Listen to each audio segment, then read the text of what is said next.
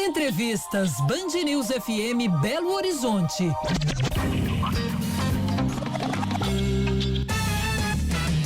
10:08 em Belo Horizonte. Vamos falar de um assunto sempre importante, né? Sobre saúde, estética, vaidade, coisa e tal. O setor de estética contou com mais de 500 novos negócios em 2023, entre eles clínicas de procedimentos não invasivos, onde, além de médicos, biomédicos, dentistas e enfermeiros realizam diversas atividades aí para atender os clientes. No entanto, ao mesmo tempo que cresceu essa quantidade de novos negócios, problemas também apareceram, né, praticamente que na mesma proporção. E um embate também, né, para validar qual classe pode fazer tal tipo de procedimento. E são muitos problemas mesmo, né? Recentemente a gente trouxe o caso aqui daquela picareta que nem dentista quer dizer, dentista, mas estava com registro vencido, né? A tal da Gropo, Camila Gropo, eu acho, né? Não sei o nome dela. Uma série de problemas com os clientes dela, né? Que ficaram com uma espécie de infecção, né? Uma bactéria, né? Junto ao pescoço ali, uma coisa pavorosa, né? Isso quando fica só nisso, né? Muitas vezes as pessoas morrem depois de alguns procedimentos estéticos também. Vamos conversar aqui sobre esse assunto com o Bruno Carvalho, presidente da Comissão de Direito Médico da OAB, Seção Minas Gerais. Como vai, doutor Bruno? Bom dia. Bom dia, Larissa, bom dia, Lucas, bom dia, Murilo, bom dia a todos que nos ouvem, é um prazer falar com vocês. Prazer é nosso. Bruno, eu queria começar perguntando o que a legislação hoje prevê mesmo com relação a isso. Quando a gente pensa no setor da estética, né, procedimentos estéticos, qual tipo de profissional pode fazer e se tem uma divisão do tipo, tal procedimento, sei lá, um biomédico pode fazer, o outro, um dentista pode fazer. Isso está bem regulamentado hoje? Como é que está? Isso é uma pergunta bem interessante, mas muito polêmica ao mesmo tempo, porque a gente tem uma regulamentação na área da saúde muito ampla.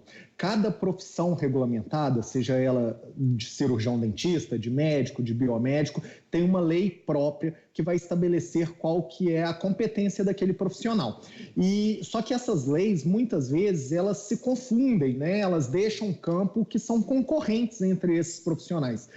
Uma legislação que é um parâmetro para que a gente estabeleça quem pode ou não fazer, é a lei do ato médico, a lei 12.842, que vai estabelecer o que é ato privativo do médico.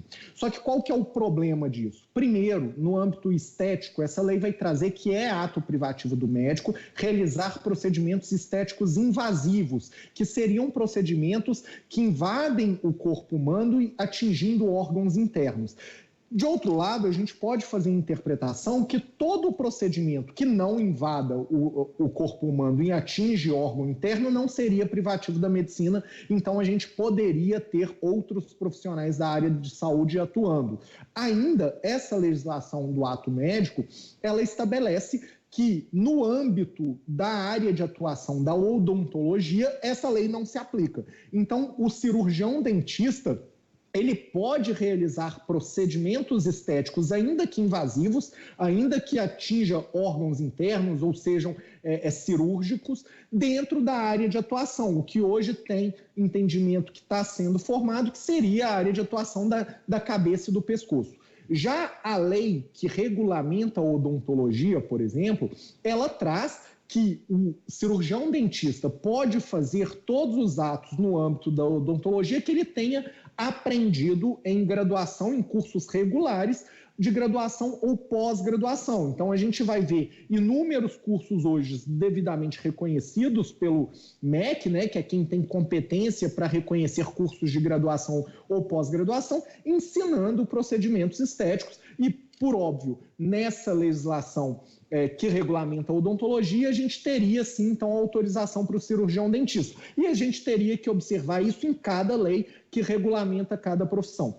Paralelo a essas legislações, que são leis federais, votadas lá pelo Congresso Federal, a gente tem resoluções que cada conselho de classe, seja o Conselho Federal de Medicina, Conselho Federal de Odontologia, assim por diante, eles vão editar resoluções que vão regulamentar nessa atuação de cada profissional. Lembrando que cada conselho só pode editar uma resolução que se aplica ao próprio profissional vinculado àquele conselho. Então, o Conselho Federal de Medicina, ele edita normas para o médico. O Conselho Federal de Odontologia edita normas para o odontólogo e assim começa-se uma briga, até às vezes de classe, muitas vezes sem preocupar com o próprio paciente em alguns momentos, e mais até de reserva de mercado. Mas o que talvez seja o mais importante dessa nossa conversa, além da legislação toda, é entender se o profissional, seja ele cirurgião dentista, seja ele médico, seja ele qual o profissional que for, se ele tem a capacidade, se ele está capacitado para realizar o ato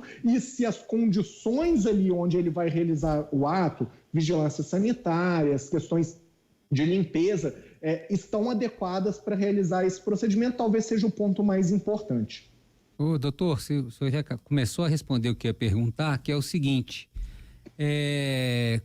caso a pessoa que tenha submetido a um procedimento estético julgue que houve uma imperícia do médico, né? São procedimentos que, assim, mesmo quando não há uma questão de saúde, às vezes a pessoa fica insatisfeita com o resultado, né? Fala que não era aquilo que ela esperava, enfim. Qual o tipo de, pensando no ponto de vista jurídico, né? O que a pessoa tem que ter ali para poder ingressar com uma ação bem sucedida, no caso, por exemplo, de ela estar convicta que ela teve algum problema de saúde decorrente daquele procedimento? Excelente. E o primeiro ponto é informação. Essa pessoa que passou por um procedimento, ela tem que ter informação sobre aquele procedimento. Se ela ainda confia no profissional que realizou, o melhor caminho num primeiro momento é conversar com esse profissional, tentar entender o que ocorreu, mostrar as insatisfações, seja porque teve uma infecção, seja porque o resultado não foi o que ela esperava, e tentar entender ali. Se ela não confia, talvez pegar essa documentação, requerer, e aí isso, independente de qual área, qual profissional a gente esteja falando, é um direito do paciente ter acesso ao prontuário médico ou prontuário odontológico, toda a documentação pelo que ele passou. Então, pegar essa documentação e levar talvez até para uma segunda opinião, buscar alguém que possa esclarecer essas dúvidas. Sanado ou não sanado essas dúvidas, e ele ainda acredita, esse paciente ainda acredita que pode ter havido alguma falha, ele pode buscar o conselho profissional daquele profissional para realizar uma denúncia, onde vai abrir uma sindicância ou um processo ético e se apurar ali o que ocorreu, ou até mesmo buscar o judiciário, que provavelmente um processo como esses vai passar por uma perícia para analisar ou investigar se houve de fato uma imperícia, uma imprudência, uma negligência, ou, e aí isso é interessante fazer, ou simplesmente não se atingiu o resultado esperado pelo paciente, porque ele tinha uma expectativa diferente do que era possível pelo procedimento, e isso é comum de acontecer, às vezes o paciente fica insatisfeito, mas não houve negligência, imprudência ou imperícia, simplesmente há um desalinhamento de expectativas entre o que ele esperava e o que de fato foi possível alcançar com o procedimento. E também pode haver iatrogenias, que é o que a gente chama de efeitos adversos do procedimento, consequências não esperadas daquele procedimento, mas que não envolvem negligência, imprudência ou imperícia. Um exemplo é uma má cicatrização. Muitas vezes a gente tem uma má cicatrização de um procedimento estético e aí gera até um dano no paciente, mas que não é decorrente de uma negligência, imprudência ou imperícia, mas simplesmente uma resposta adversa do corpo do paciente, e isso, Larissa, Lucas, Murilo, todos que nos ouvem, isso é muito comum. E por isso, o primeiro passo é, antes de realizar o procedimento, conversar com um profissional, esclarecer todos os riscos daquela situação, e para o profissional também é importante que ele se certifique de que o paciente está esclarecido de todas as nuances que aquele procedimento lhe apresenta. Não existe nenhum tipo de procedimento na área da saúde que não envolve risco, seja ele o mínimo invasivo possível, inclusive meramente estéticos. Procedimentos envolvem riscos e a pessoa pode sair ali sem haver culpa do profissional com dano. porque a resposta do organismo dela foi incorreta. Então é isso, é identificar as informações, colher as informações e, ela não conseguindo analisar sozinha, por óbvio, buscar profissionais que podem orientá-la sobre aquele procedimento. Nós estamos conversando aqui na Rádio Band News FM com o presidente da Comissão de Direito Médico da OAB Minas Gerais, Bruno Carvalho. Doutor, eu queria saber do senhor, porque a gente tem essa questão, né? Essa briga, como o Lucas mesmo já mencionou, entre as categorias, né? Quem pode realizar o quê? Essa situação não pode gerar uma insegurança jurídica mesmo para os pacientes que, porventura, tenham algum problema, né? E precisa buscar a justiça para reaver esses direitos? Gera uma insegurança, Larissa, não só para o paciente, mas como para o próprio profissional, que muitas vezes ele se vê em uma situação de não sabe se de fato naquele estado que ele atua, ele pode realizar aquele procedimento ou não. A gente tem divergências de opiniões, inclusive entre conselhos da mesma classe. Então, o Conselho Regional de Odontologia de Minas entende de uma forma diferente do que entende o de São Paulo e assim por diante. A briga entre as classes profissionais, o Conselho Federal de Medicina vai falar uma coisa, o de odontologia vai falar outra, o de enfermagem vai falar outra. Isso gera uma insegurança. Para o paciente, o que é o melhor cenário?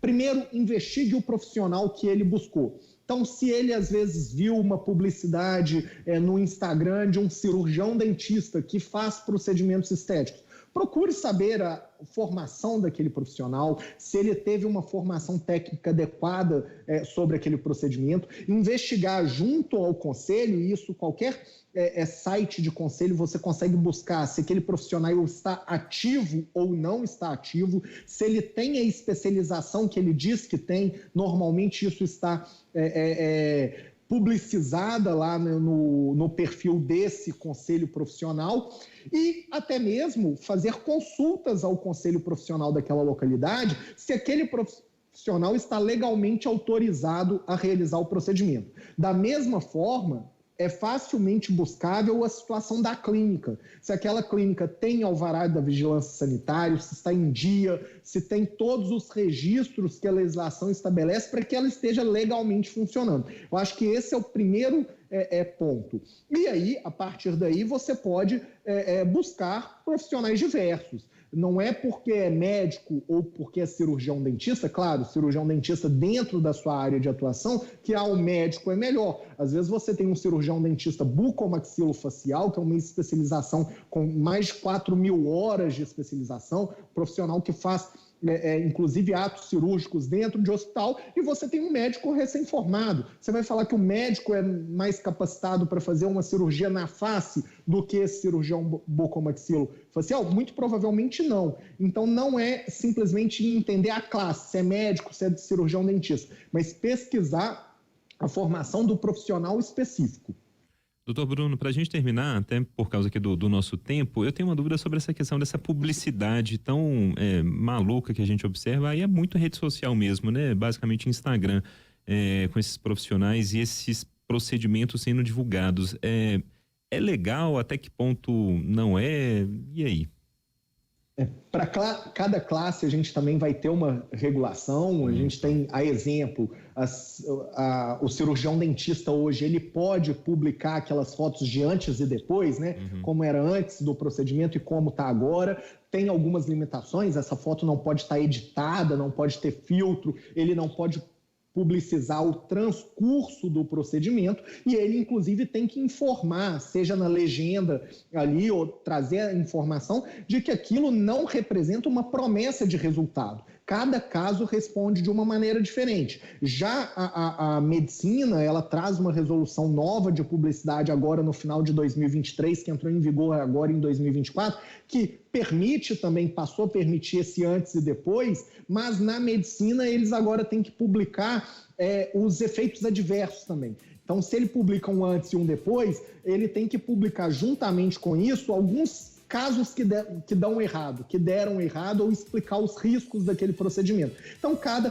publicidade gera um problema, vai ter uma regra diferente. O importante é não acreditem somente em rede social. A rede social, claro, todo mundo posta ali, inclusive a gente posta a parte boa da nossa vida, o profissional vai postar o que deu certo, normalmente o profissional não vai postar o que deu errado, então não sigam só isso. É uma parte importante da vida, a gente pesquisa pela rede social, mas além disso, vá atrás de informações prévias daquele profissional, seja no conselho, seja com outras pessoas que fizeram aquele procedimento com aquele profissional.